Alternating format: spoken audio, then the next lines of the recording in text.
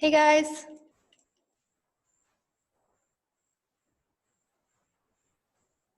Hello. Hi.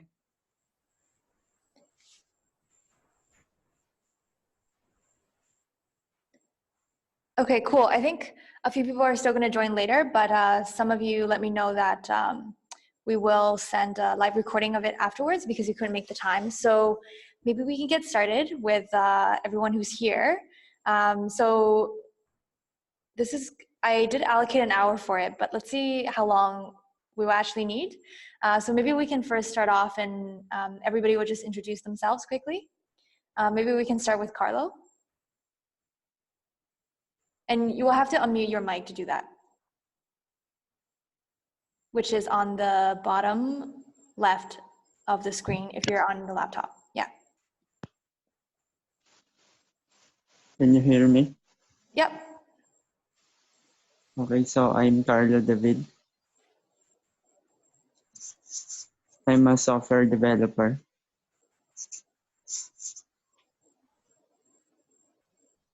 Cool. Anything else? One fun fact about yourself. I want to join the bootcamp because I want to become a data scientist. Cool. All right. From now on, nobody else can say the same thing because otherwise that would be the same for everyone. Okay, cool. Next, George. Okay, let me unmute my mic. All right, so my name is George. I'm a product manager for Zap, which is a local startup. And I was gonna say I want to be a data scientist, but that's off the board. So, I guess a fun fact about me, I'm a part Italian. I don't know. I guess that's what I can. Yeah, that's something quirky, I guess, about myself. Sorry, what was that? I just missed it. Oh, I said like I'm like 1/8 Italian. Oh, nice. Okay, cool. That's all I can offer. Sorry. That's pretty cool. Okay, cool. I'll mute my mic again. Cool. Louis? Hi, everyone. I'm Louis. I just actually resigned from the job, which is formerly an implementation consultant for digital marketing. Technically, I was like creating websites for clients using WordPress on that task. Fun fact, I do play guitar, but I play guitar and sing along with it. So Cool. right, that's it for me. Awesome. We can have a talent show afterwards in the bootcamp. Is that part of data? It's not right now, but we can consider that. Okay, finally, Sean. Hello guys, I'm Sean Regalado and I'm a merchant services associate right now. And fun fact is probably I am afraid of cockroaches, especially the flying ones. Cool. That makes two of us. So you don't want to go to Publishon then. There's a lot of cockroaches there. Yeah, especially it's raining right now. Yeah, exactly. Okay, cool. Thanks everyone. And then Pat just joined. Hey Pat, we're just going around, everyone's introducing themselves. Feel free to do that right now and say one fun fact about yourself.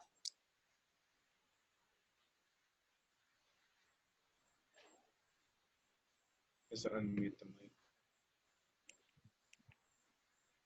Yeah. Pat? Hi. Okay. Hi, everyone. Good afternoon. Patrick here. Hello, Yeah, we can hear you. Tell us one fun fact about yourself. Well, I'm currently I'm an electronics engineer working in Emerson, Manila, and I think I'm pursuing data science right now because it's really a hot field right now. Cool. Okay, awesome. I'll just mute you so there's no feedback. Okay. Cool. Okay, and then we had one more person who just joined, Casey, but I don't see a mic there. Let me see.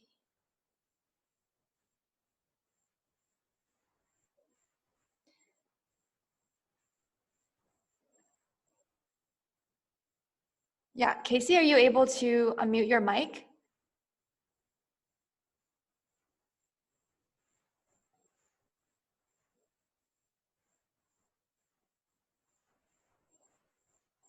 Oh, there. Okay, I just unmuted you. So feel free to introduce yourself to everyone and say one fun fact about yourself.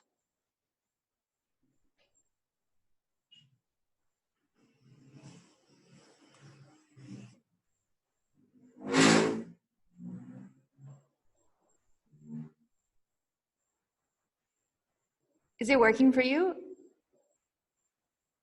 No? Okay, if not, then come back. And yeah, if anybody has any issues, you can send a message in the chat, either to the group or to me. You'll see it on the bottom right in the chat. Okay, awesome. Okay, so thank you guys for joining. So there are about 23 people that we've lined up to join the next cohort. And this is the first time we're doing the Q&A format, which actually I think we wish we could do more often, given that our first 2 boot camps that have started, the turnaround time was pretty quick in terms of when we recruited fellows and when they started. And so there was really not enough time to do more of a heads up Q&A session. So the purpose of this session is really to answer any questions you guys have about the bootcamp, what happens in the bootcamp, how the bootcamp works, how the tuition model works, what to expect, and how to prepare. So there's a lot to cover, but what we will start with is I'll share with you just through my screen onboarding package that we send to the current cohort 2 fellows in Manila. So that will give you an overview of the actual up of the class. And I know all of you have gone through the interview process, so you know you heard from different people on the team, whether or not that's me, Aurelian, or Asia. But we'll just still give this very quick presentation. So if there are any questions that can be answered through that, that would be really helpful.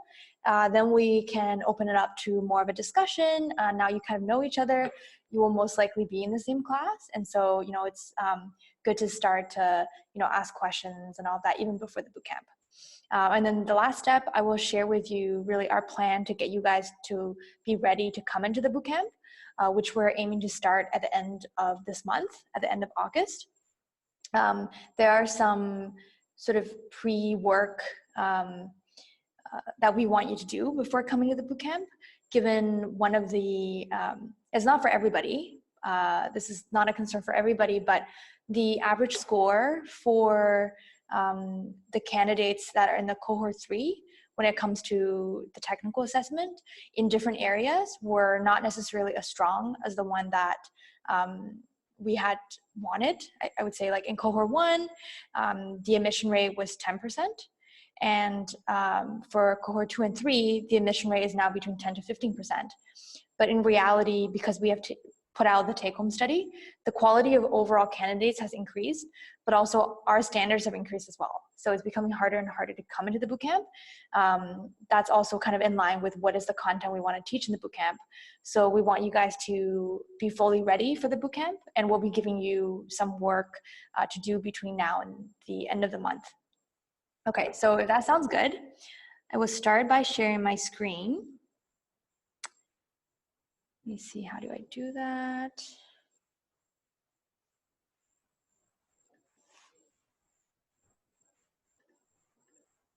Okay, let me know if you can just see my screen.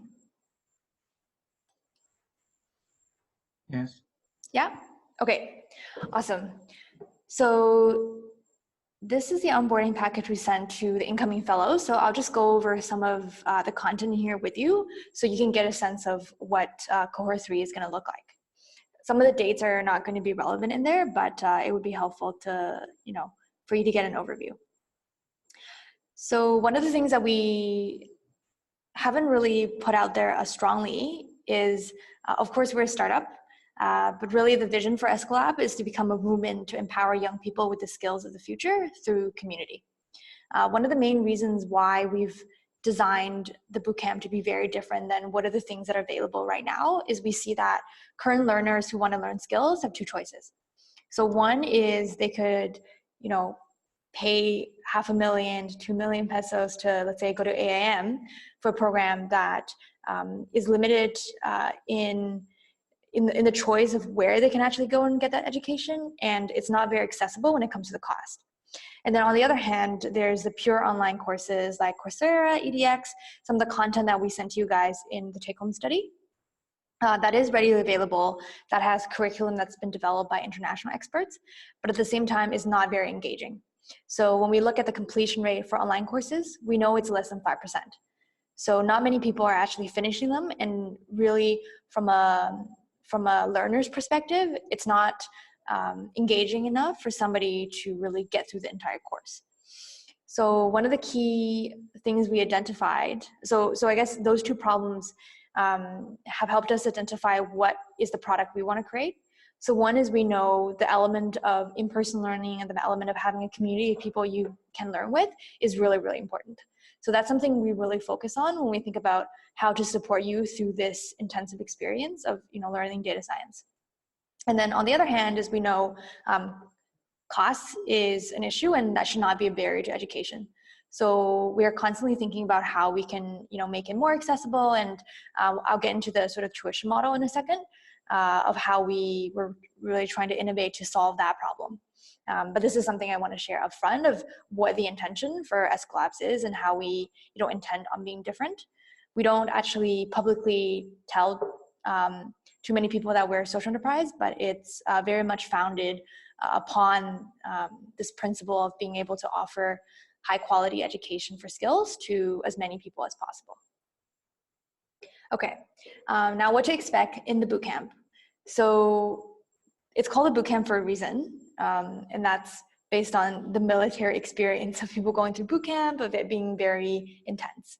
So there are a lot of things happening in the bootcamp. Of course, it's every single day, and the biggest thing that we expect fellows to come with is a mental preparation for the amount of commitment that's required to go through this process, to learn something and to transform themselves in such a short period of time. So of course, the first thing that you'll go through is, having the growth mentality of challenging yourself.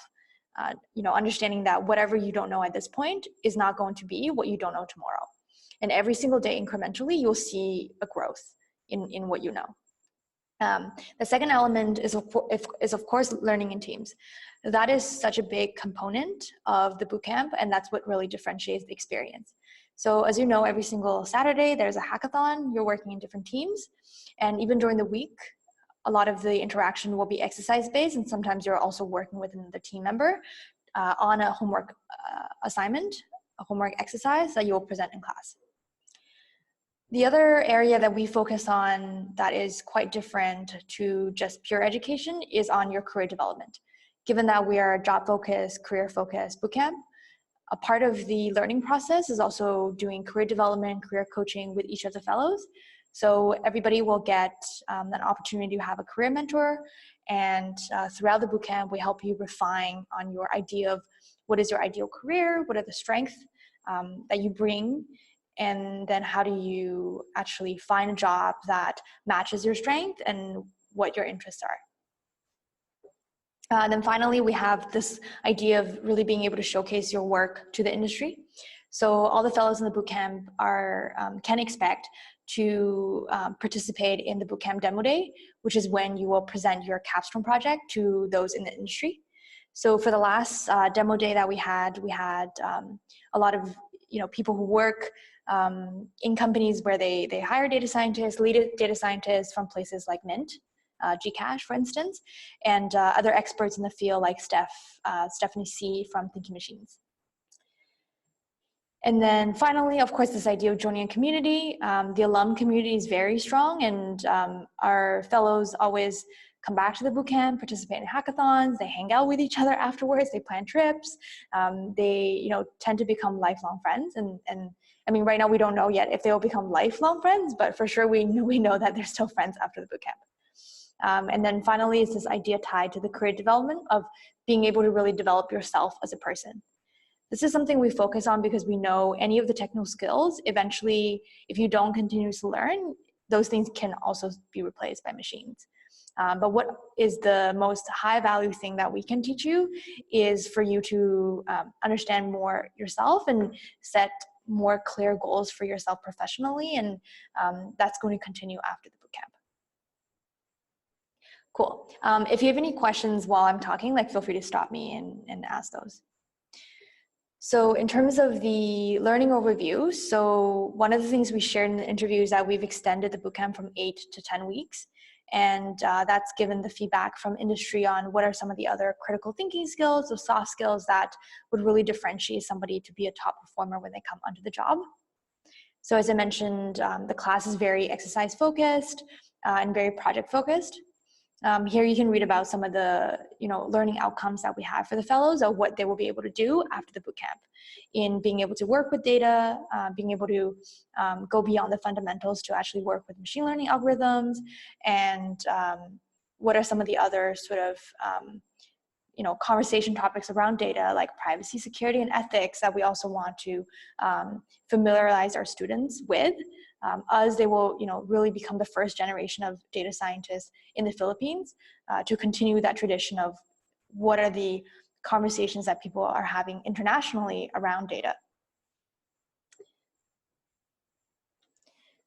So in terms of the actual schedule for the class, again, this is something we mentioned previously. There will be online classes and there will be in-person classes. So this right now is reflective of the current bootcamp. The Cohort 2 bootcamp, which is Tuesday and Thursdays in person, and in person on Saturday for the hackathon. So it is potential that we might switch the in-person days around, and it might be Monday and Wednesday. But the amount of in-person, the amount of online classes will stay the same. So the in-person classes happen at AIM, which is in Makati. So it's across the street from Greenbelt 1, if you're familiar with that. And the online classes happen both on Zoom, and the exercises happen on our own online platform. What's important to note is for the online classes, of course, you can be anywhere, anywhere that has Wi-Fi connection. But the classes, the time will remain to be the same from 6 to 9 p.m. So it is required that you're able to participate during that time exactly. And the dates that you see here for the holidays on the bottom, so those won't be applicable to you guys, but in general, if the online class, if a holiday falls on the day of online class, we will continue that class. If a national holiday falls on the day of an in-person class, we will deal with it on a case-to-case basis, depending on which week it falls upon, whether or not the content is very heavy that week, on whether or not the class will continue. I think the issue of having so many public holidays is that if we would have no class on all those days, then you'll really essentially miss out a whole chunk of information. So we do want to be able to still be able to teach that through the holidays. So one point related to this is really on attendance.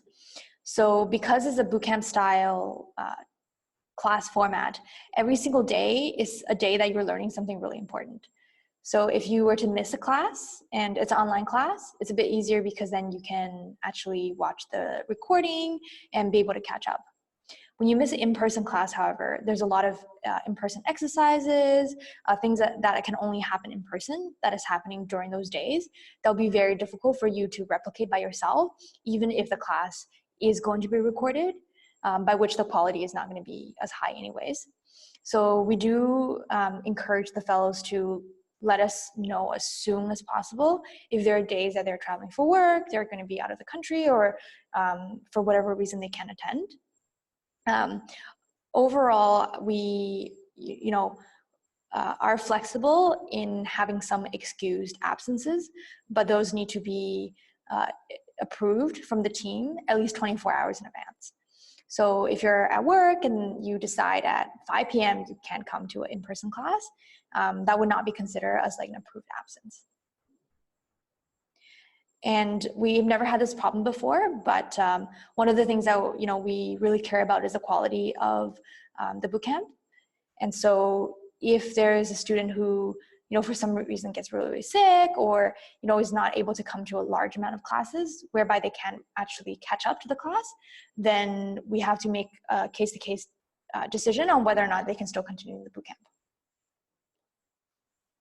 So let's take a look at the overview of the curriculum for what it now looks like from 8 to 10 weeks. So the first 3 weeks still looks very similar. So those are the fundamentals.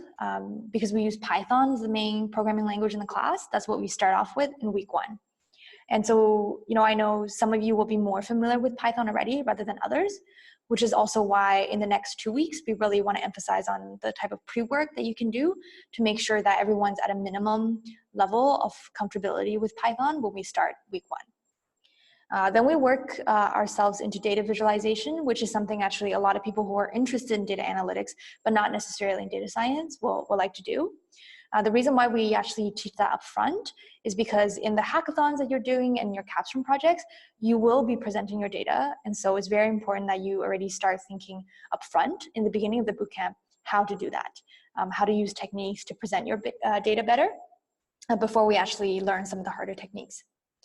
In week 3, we will do some, again, foundational, might be review for some of you guys, math and stats that you'll need as we go into the harder topics, especially around machine learning. That will bleed a little bit into week 4 in terms of the stats content. One of the things I noticed is also, in our group, we had a poll and we asked you guys, what is the topic you need help with most? And the most challenging topic that people identified was stats. And so that's also something we want to fix to make sure that people are coming to the bootcamp with a minimum level of understanding for stats. So you're then able to move on to do the harder topics. The new topics we added this time around with the 10-week is on,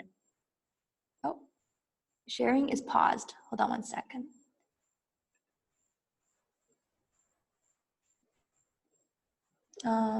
Okay, is everybody able to see the screen? What I can see is just the like a browser on a image. But it's also paused on mine. Okay, one second. Let's try to figure out how to do this.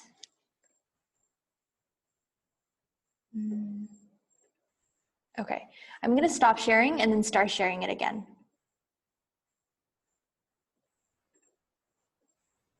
Okay. Let me know if you're able to see it now. Yep, it's good. Yeah? You can see it. Okay, sorry guys, I don't know. At what point did it disappear? Actually, it sort of didn't move initially. Are you able to see it now? Yeah, on curriculum overview. Yeah. Yeah, we're seeing it right now. Okay, cool. Okay, yeah, let me know if it stops working again. Okay, so I was saying the part that we've added this time is week 4 and week 5, which is more on databases and big data. And that's really based on feedback that we had from employers on a skill that is preferred by them, as in the data science jobs here in the Philippines also involve working with databases, SQL, those type of things, which is also why we included that in our study. And then we'll further explore some of the more like advanced topics, because I also know some of you already have experience with SQL. So then after the first 5 weeks is then when we move into the machine learning part of the program. And this is, I think, based on our previous experience, is what fellows are the most interested in, because this is something that is hardest to learn by yourself, and the most exciting part, I think, of what data science has to offer. So we are stretching that out from just 2 weeks to 3 weeks. So you'll learn supervised, unsupervised machine learning.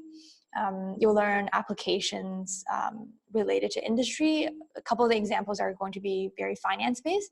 That's also based on the requests from the employers and what we're actually seeing now, where exactly the fellows are landing jobs at in terms of the most advanced people right now in the Philippines using data science are from the finance and the fintech industries. So there will be a few industry applications within those 3 weeks. Then week 9, we added graph theory and network analysis. This is actually a passion of our head instructor and something that I think we're testing out to see if it would be of interest to fellows as well. But the week 9 topic could change when you come to the bootcamp, but it would really just be an additional concept that is not necessarily core to the curriculum, but something the team deems to be interesting and might be useful for you. In the first cohort, we taught web scraping as the additional week content. And then a few of the fellows ended up using what they learned there. They build automatic web scrapers for themselves to do capstone projects where they scrape data from Twitter or websites, for instance. So the week 9 content might still change, but this will give you already an overview of what happens within the bootcamp. And then of course, the final week is the capstone project. And we also bring in some industry speakers. So last time we had coins.ph and Grab, for instance. So we bring in their data scientists to talk to the fellows about what they do in the day-to-day job and what are some of the challenges in their roles. Then the final week is really about prepping for the demo day presentation, which is going to be, towards the end, more on the presentation aspect of you being able to showcase the data. What has changed, I think, between how the curriculum is now designed versus previously the fellows had 2 weeks at the end to work on the capstone project, which was very stressful. And now the capstone selection process, you pitching what is a project you want to work on, you being able to go and source the data and all those things will happen much earlier in the bootcamp. And in fact, every single Friday, we'll ask you to do a little bit of work on the capstone. So by the time the week 10 comes around, it's really you polishing your presentation and us helping you with presentation coaching and those type of things, rather than you still working on the output from your project. Okay, cool.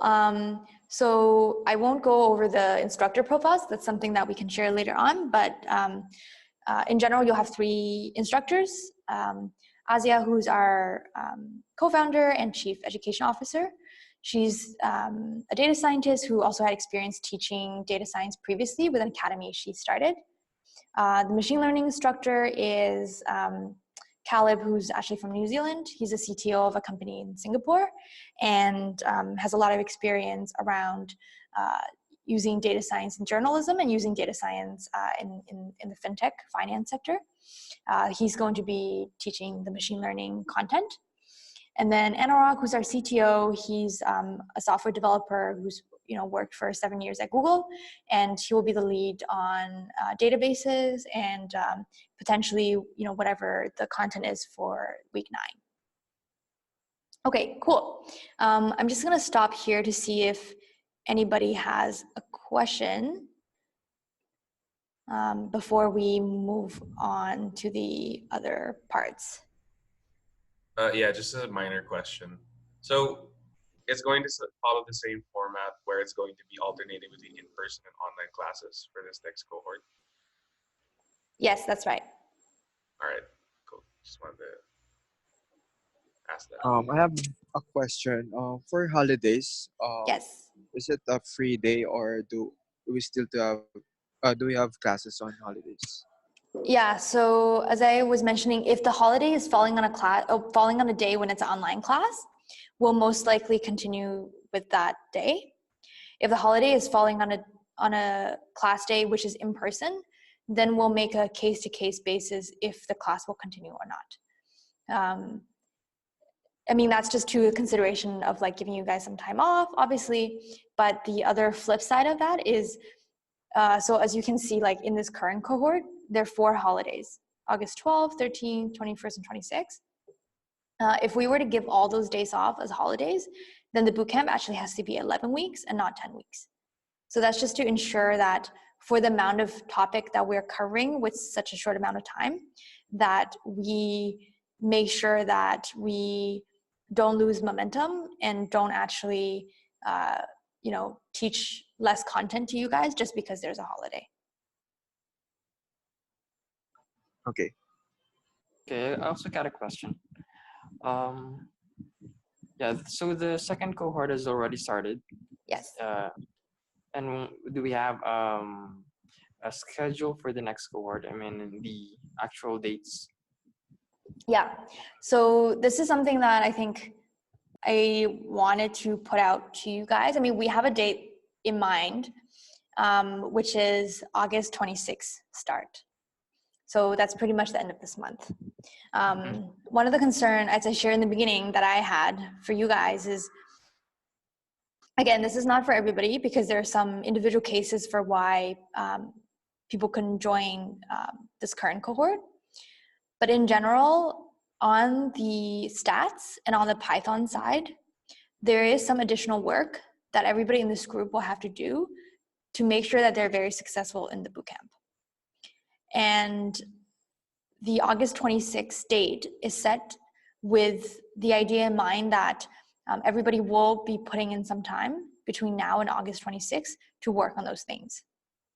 And so one of the things that we're doing is, of course, we invite you guys to the Ara group.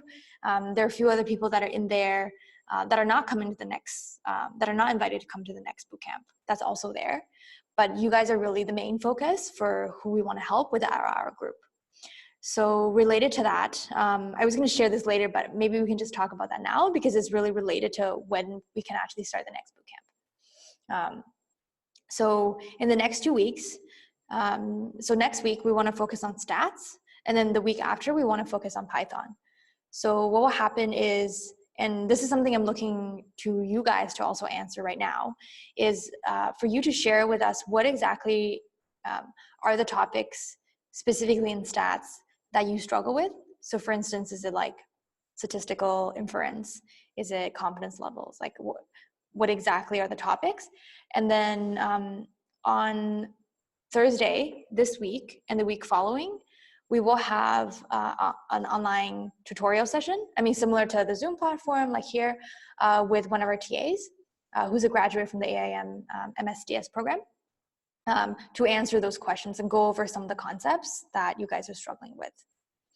So that will happen this week for stats, and then the next week for Python. And then of course, in between, if you haven't taken the take-home study, we really encourage you to do that. And then on the 16th, which is not next Friday, but the Friday after, we want to have an open hackathon with everybody that is invited to come into cohort 3.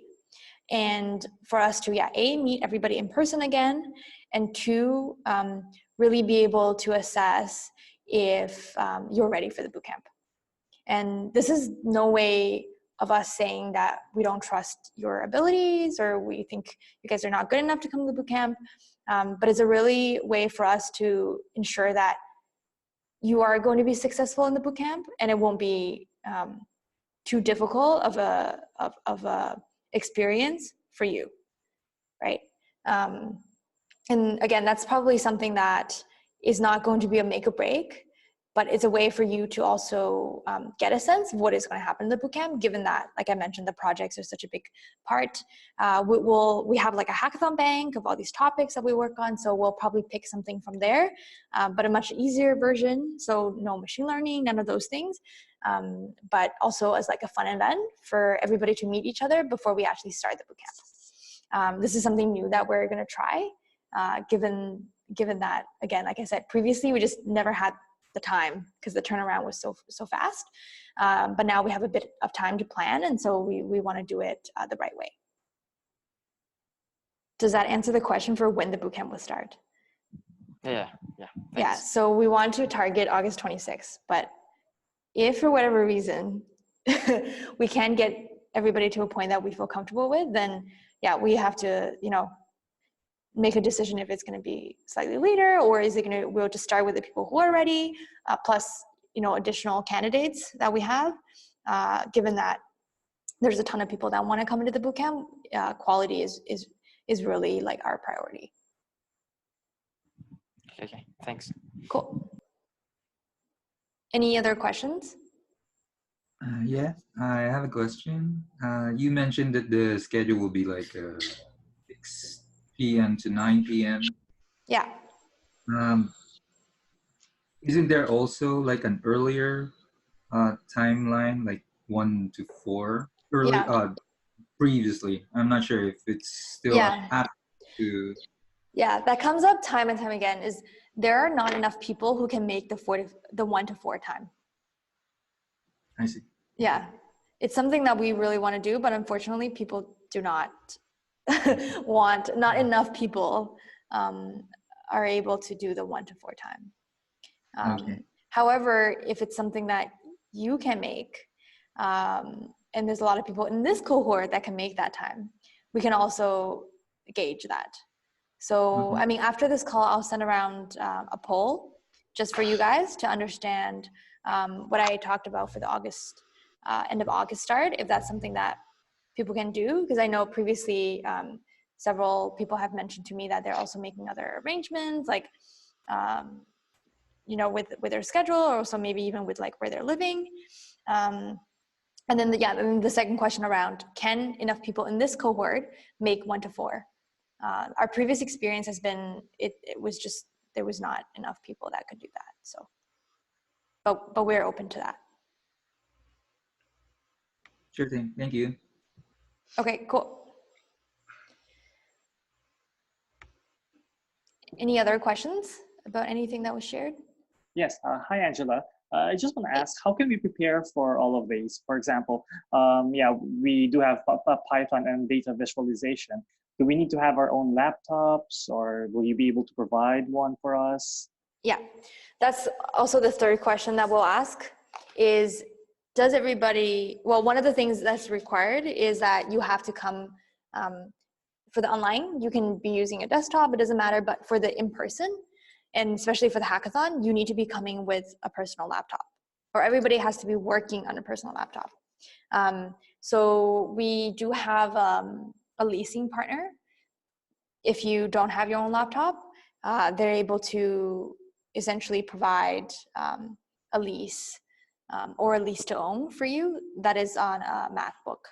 I think it's the MacBook from, I have to double check what the specs are exactly, but if you want to just lease a laptop, I'll send more information about this afterwards.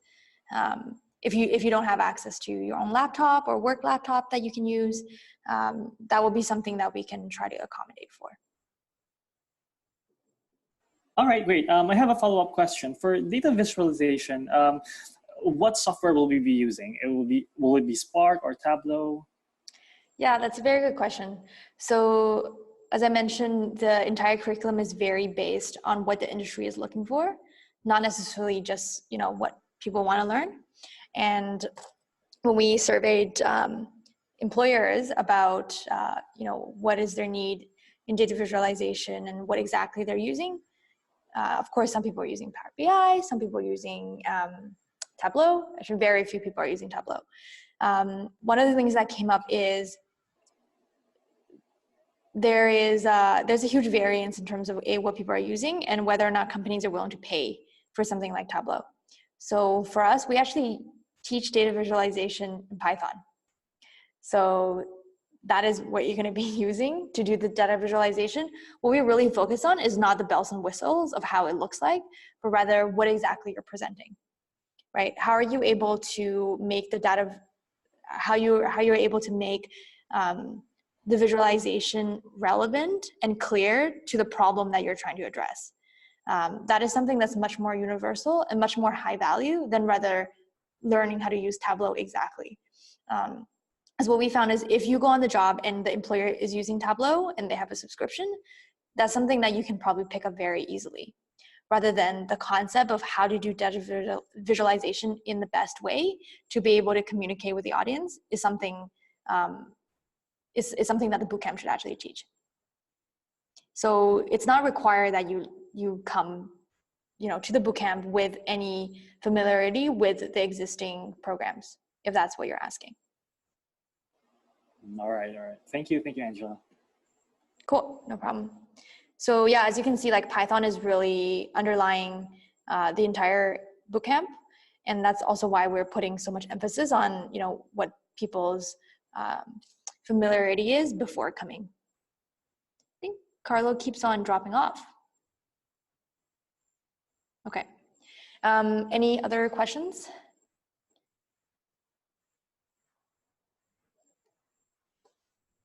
Cool.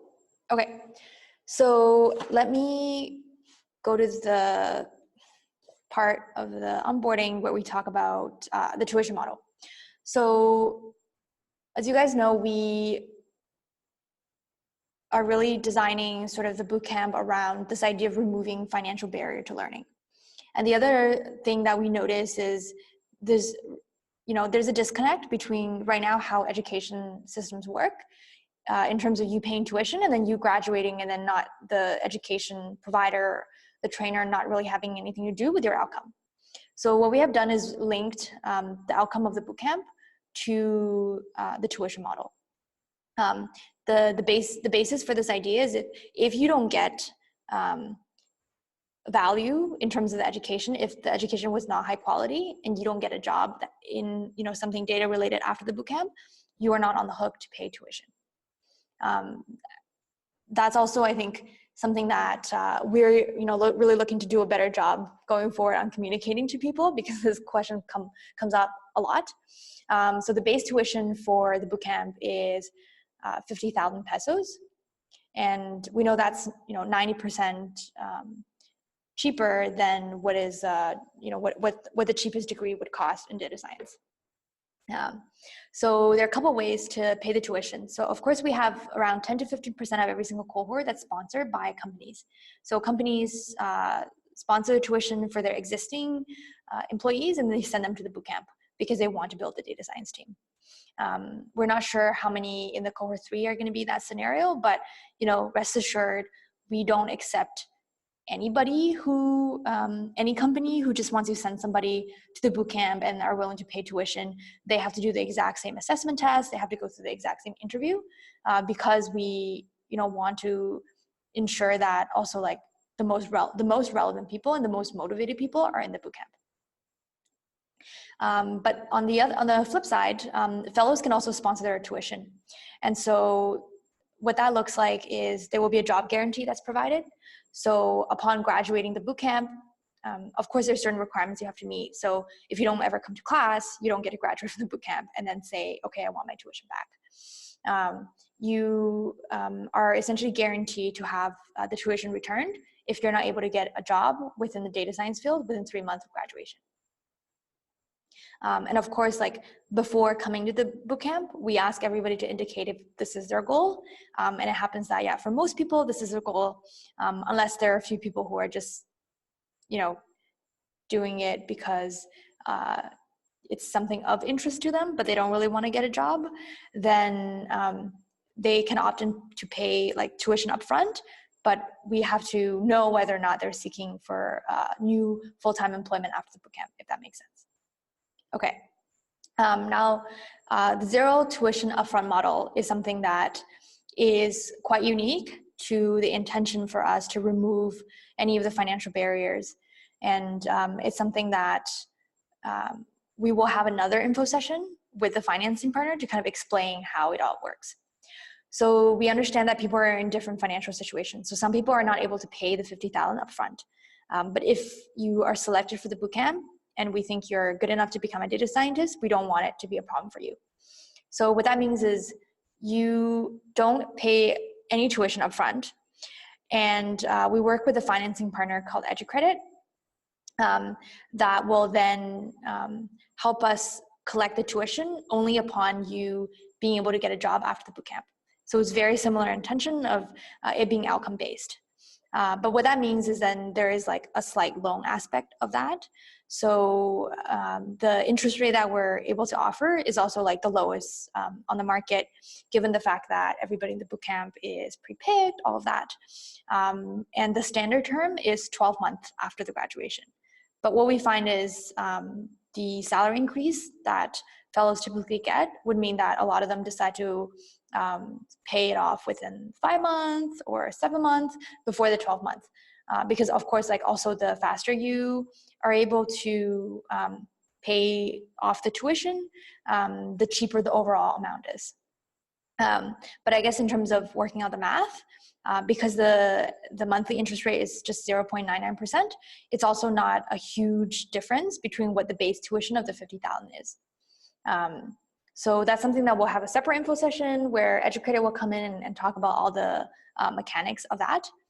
The one key thing is that Eskwelab is the co-guarantor on your loan, which means that if you don't get a job successfully, of course, there are other details around that of, you're actually trying to get a job. You're not, just saying you're going to get a job and you don't actually want to.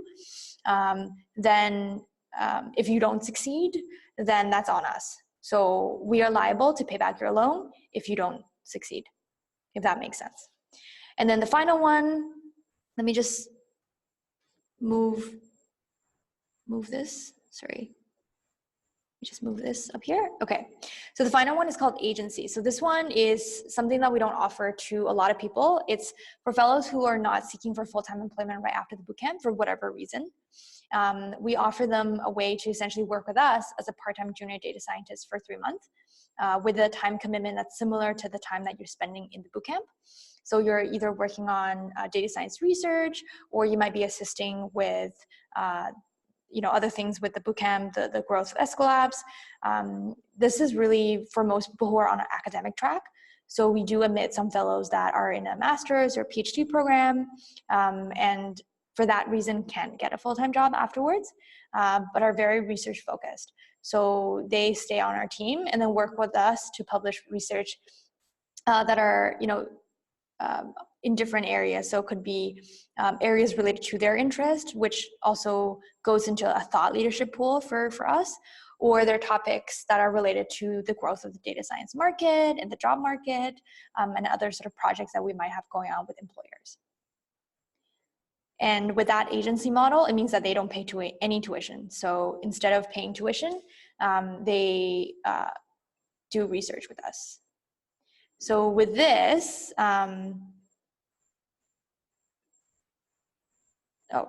are people having trouble right now with the slide? Like with what you're seeing? It's still on the curriculum overview page. Okay. Let me stop sharing again and then try it again. I don't know why there's such a big issue. Okay. Okay. What about now? Yeah, it's good. Yeah, we can see it. It's good? Okay, cool. So sorry, I don't know why this keeps on being issue, because I also want to move it. Wait, sorry. Okay, back to here. I just move this, minimize this. Okay, great. Okay, so these are the 3 tuition models I was talking about. Sorry about that, guys. I didn't know that it wasn't showing up. But based on kind of what I just shared right now verbally, do anybody want to ask some questions about how the tuition model work?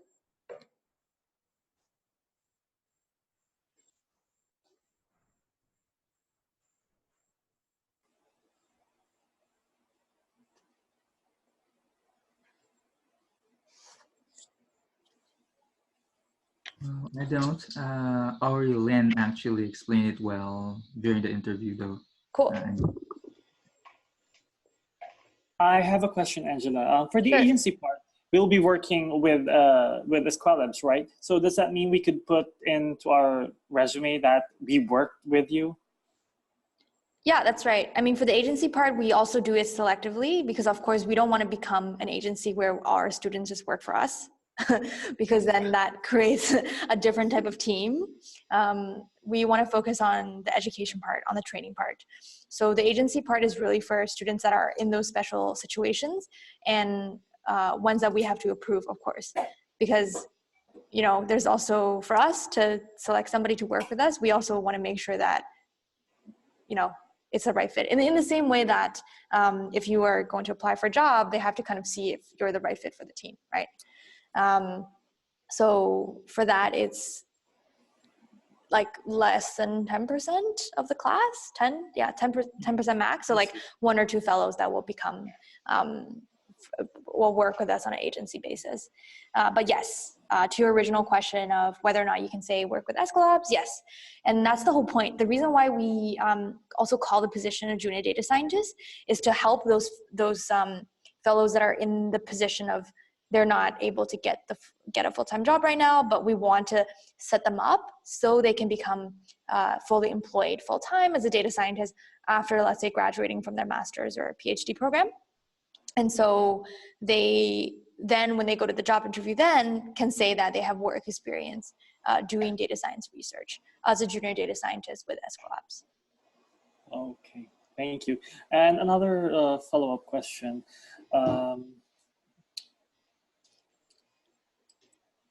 I'm sorry, I forgot my question.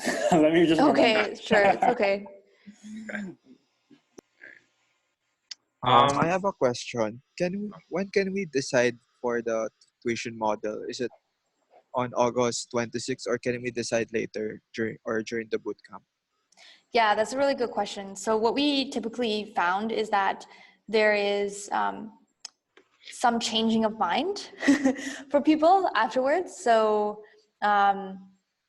we don't anticipate too much changes, but what we want to do is be able to give like some flexibility to everybody. So we're essentially confirming with the financing partner now. I think we will give like 1 to 2 weeks of decision time for everybody to decide what model it is. And of course, like for the people who are sponsoring their own tuition, the employer is sponsoring their tuition, that's like completely upfront because they don't need to choose, they've already decided. For even the fellows that want to sponsor their own tuition, yeah, we'll give the same amount of time. And that's also the amount of time before. So let's say if you pick the zero tuition upfront and you decide to drop out of the class, let's say in week 4, we would have to essentially prorate that to how much time you've been in the course. So for instance, like if you drop out of the course for your own reason or for whatever other reason beyond your control, we don't want you to be on the hook for the tuition, obviously, because you didn't take the entire program.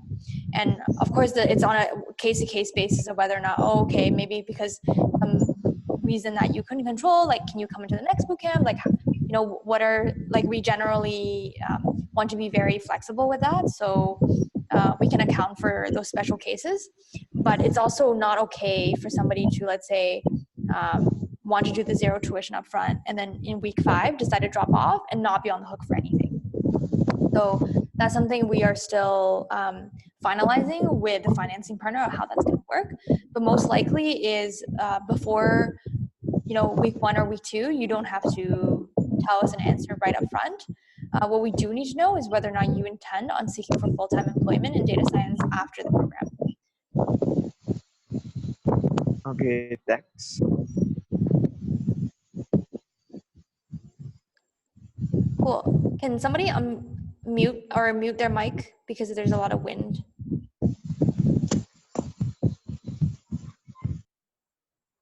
Okay, cool.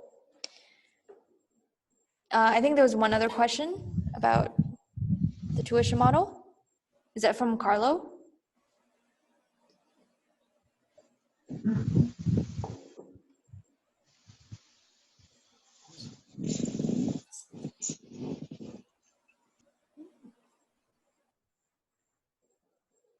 Cool. Okay. Okay, awesome. So is there any question anybody have about anything? Not just the tuition model, the curriculum, anything you want to know about? Yeah, I'll just get back to the question I just remembered. Okay, sure. Angela, never too late, yeah. so you're gonna help us find a job after, or help us find a career for data science after the cohort, right? So will you also be facilitating like a career coaching or interview coaching for us? Yeah, so I think because you joined maybe halfway, it's one of the things that I shared about the expectation for the bootcamp. So there are a couple of things that we do on the career development side. But first is to say that ultimately each fellow is responsible for their own career development. That's something that we want to make very clear because there is a personalization aspect to something like career development because people are coming to the bootcamp with different experiences, right? And also different inclinations for what exactly they want to do. So we want each fellow to take ownership of that work, but there are two main things that we do to help them. One is, of course, getting them to be ready. So that's from a perspective of even beyond, even before applying for the actual job is, more clarity on what exactly that they want to do. What are the industries they want to go on? What are their strengths and how to play to that during the interview process and how they want to develop themselves. That, based on the feedback, has been the single most useful thing when it comes to career development is the career coaching, which honestly, unless you go to like a private university, not even the Philippines, you don't have something like that. So that's the first part. And then the second part is more practically on the actual job search. So there are two things we do. One is, of course, we help you, we do mock interviews for you. A lot of the employers that, we ask, what are the, give us the names of companies you're interested in, give us examples of jobs that you're interested in. A lot of the times is we know the HR people, we know the data scientists working in those companies, we have relationship with them. And so it's something that we can help facilitate. And then beyond that, we create a resume book for all the Eskwelabs fellows. So there is a template that we have ourselves for Eskwelabs fellow resumes. And that book, not a physical book, like a digital book of resumes, gets sent around to employers both in the Philippines and in Singapore. And for the people that are interested in working internationally, that's something that gets discussed in career coaching because it's not for everybody. And, it's on a case-to-case basis. We're not saying that we can offer you a job to go to Singapore because that's, again, not a guarantee. Hopefully that answers your question of what you're asking. Like, what is the type of help? Yeah, absolutely. Thank you, Angela. Okay, great. And then I would say the last thing is on the demo day. So this time we had several fellows get hired essentially out of the demo day. So the demo day is both a graduation for everybody, but also, a showcase of, celebration of what you have done, what you've learned, all that. But it's also a recruiting event, right? So our first demo day, it's the event partner was the center.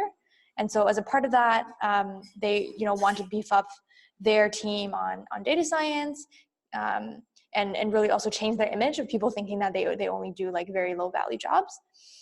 So from there, a lot of people got job offers from the event, not just from Accenture, but also, like I mentioned, not just HR people, but data scientists from companies come, and then they see your presentation. Some of them are interested in specific fellows. They reach out to us to like make an introduction or, ask other questions. They set up interviews from there. So that's also, I guess, a very unique thing that is to do with the bootcamp that, helps you be introduced to the industry. All right, that's nice. I have a question. Cool. Go ahead. Yeah. So for the capstone project. Yeah. We're students or fellows, I guess, are going to be really free to suggest like any topic that they have interest in, or do you want to keep it along the lines of a certain theme of problem solving that you guys already think of? No, you're free to pick any topic you want. The ultimate wish for us is for you to pick something that you're actually interested in, because that's when you will produce a very interesting topic. So one of the things I will share with you, actually, let me just go here, Airtable. Sorry, 1 second. Okay, I'll share it with everybody in the group right now. So you can go to this Airtable link in the chat, and you can see a summary of the capstone projects that were presented in the first cohort. So under the capstone project, you'll be able to see what are the themes that people have picked. Oh, nice. So the most popular theme was definitely in finance. Like I mentioned, that's kind of where there are the most amount of jobs. But at the same time, there are people that picked a far ranging of topics. One of the things I think we've, are really advocating for is when our fellows pick something they are truly interested in, they exceed anyone's expectation of what they could actually do. So, and then from there, and this is kind of like, I guess, our difference in approach of saying, okay, this is, you're here, you're in the school, you're here for a certain amount of time. Like after you graduate, we don't care about you.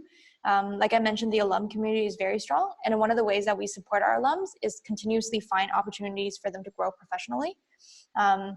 So for instance, in the Airtable, you'll find that one of the fellows who presented first, Ira, she presented a prediction model on water turbidity related to the water crisis in Manila. So with that, we are giving her, we gave her a couple opportunities. One is we connected her to a nonprofit that works on water that has a lot of data. They've worked with almost 1 million Filipinos on providing them access to clean water, and then being able to essentially use some of their data to further her analysis on water availability and topics that she's interested in the Philippines context, which in a lot of these research topics have never been done before. Just given that A, there was previously a lack of data, and B, there was no one to do it. And then the other opportunity we're giving to her is next week, she's speaking at an event on data science for good. So she's going to be able to share her project there again, and some of the other things that she's working with now with a nonprofit as a consultant.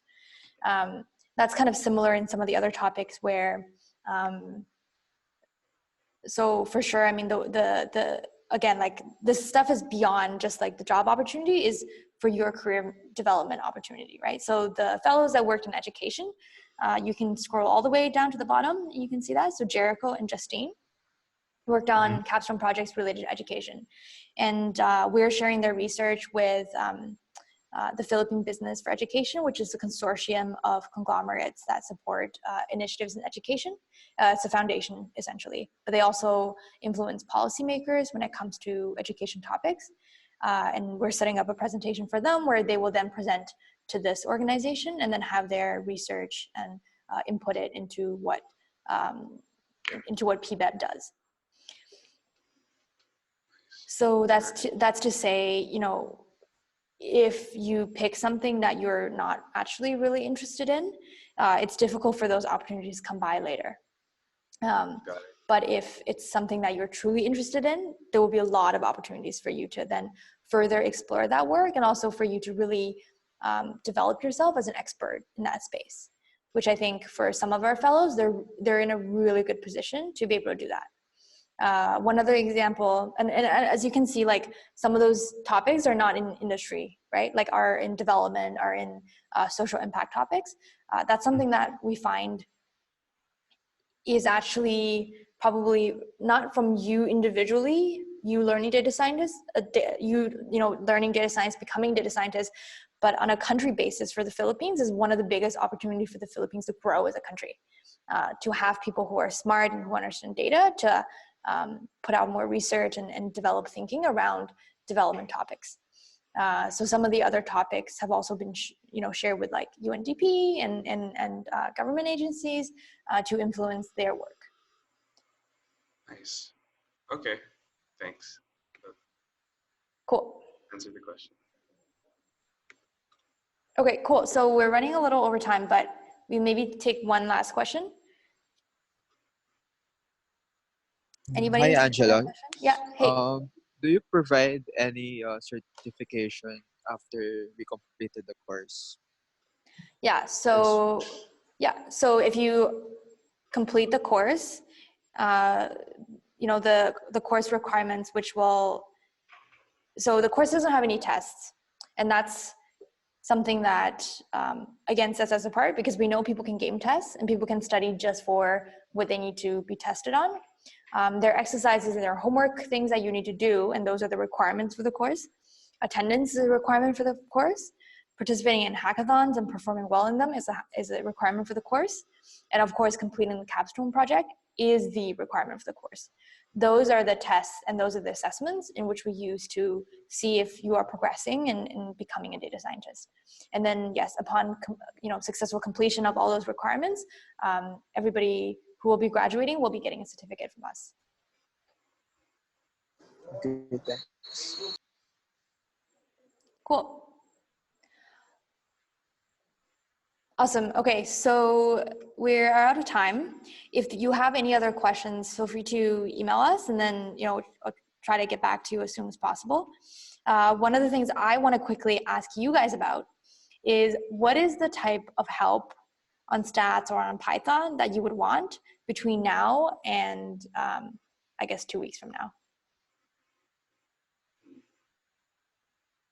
And what are some of the challenges right now for you doing like the take-home study? And finally, who would like to participate in the Open Hackathon on the 16th?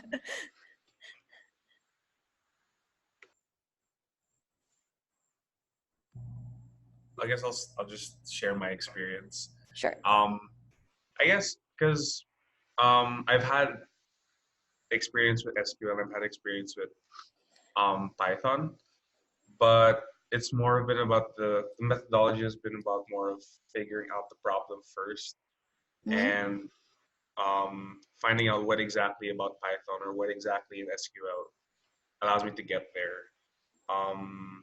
So I can't really pinpoint like an exact topic, for example, like in stat or in Python that I need help in, but I guess what I really want is to, like, in this pursuit of a career being a data scientist, just have the foundation how to properly like execute like Python scripts, for example, just so that like I don't just hack together stuff along the way of trying to solve a problem. There's a formal process to everything, and that's something I really want to get better at, because a lot of my experience with Python and SQL has been sort of informal in a sense. Yeah. So that's my perspective on it, at least. Okay, cool. That's really helpful.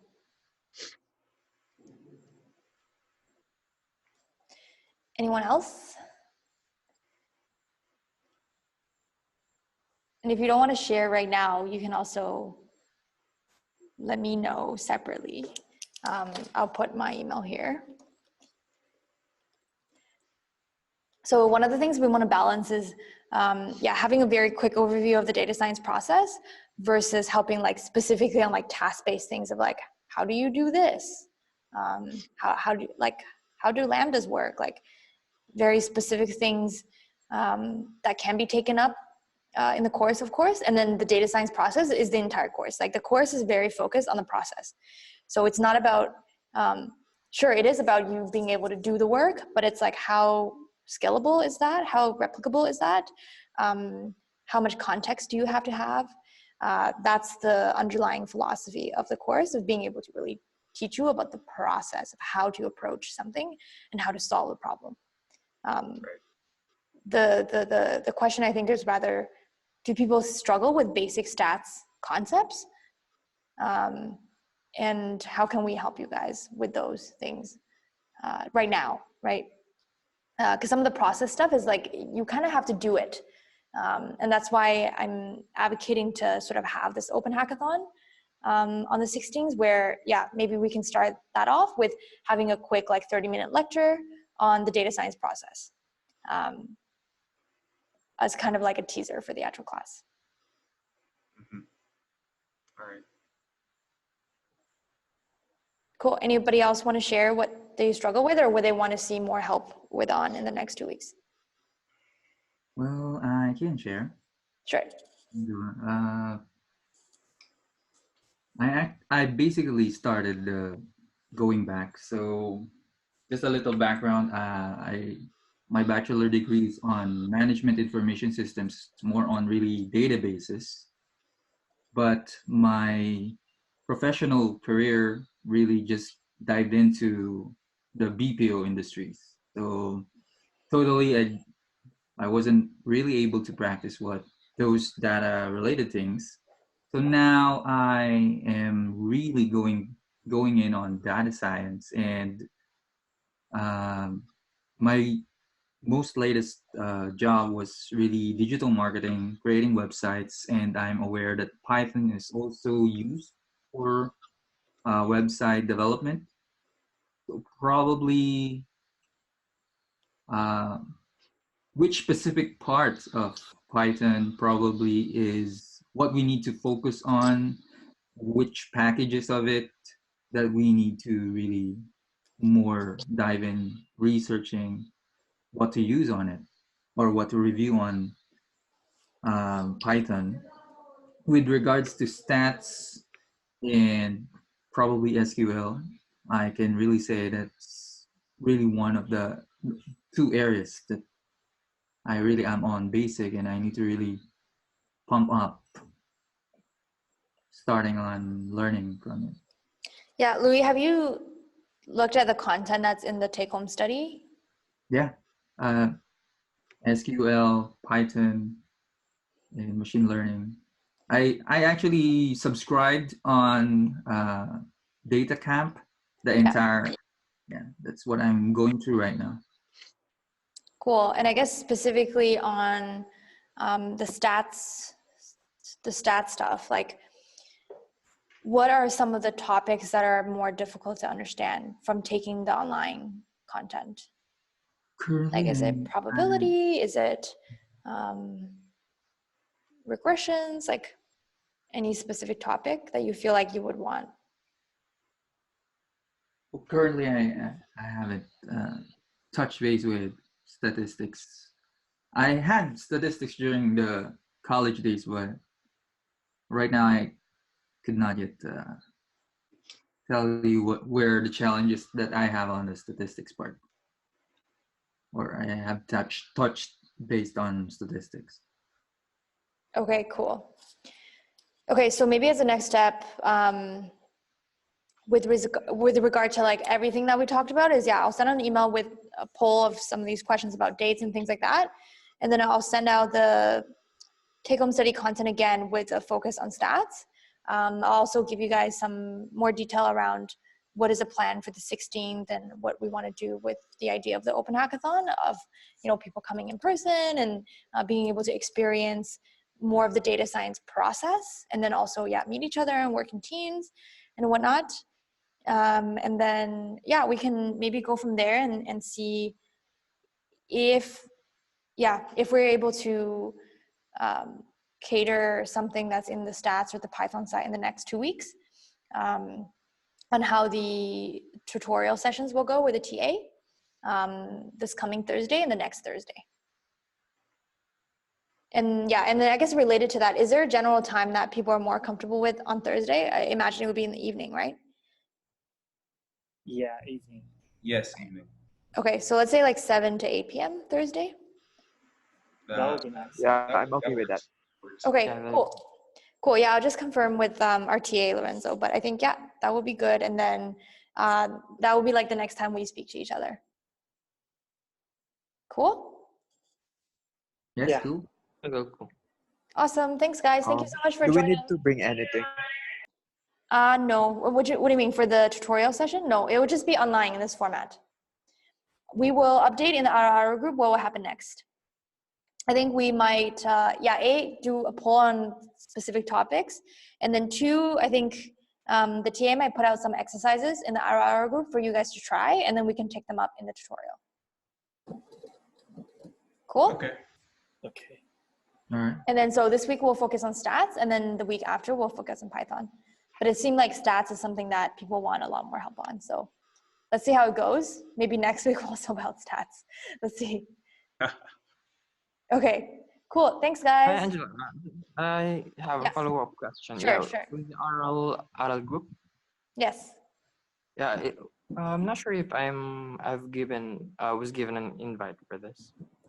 Yeah, you should all be, if you got an email about this, you should have gotten, it's in the details of the email about joining it. And if not, just go on Facebook and search Eskwelabs, our group. And Okay. yeah, and then on the back end, somebody on the team will approve you to come into the group. Okay. Thanks. Well, yeah, and Cool. yeah, if that's a problem for anybody, please let me know, because a lot of updates will be sent there. So be good if you're in the group. Okay. Okay. Awesome. Thanks, guys. Thank you. Thank you. Have a good Thank you. Saturday. Bye. Talk soon. Bye.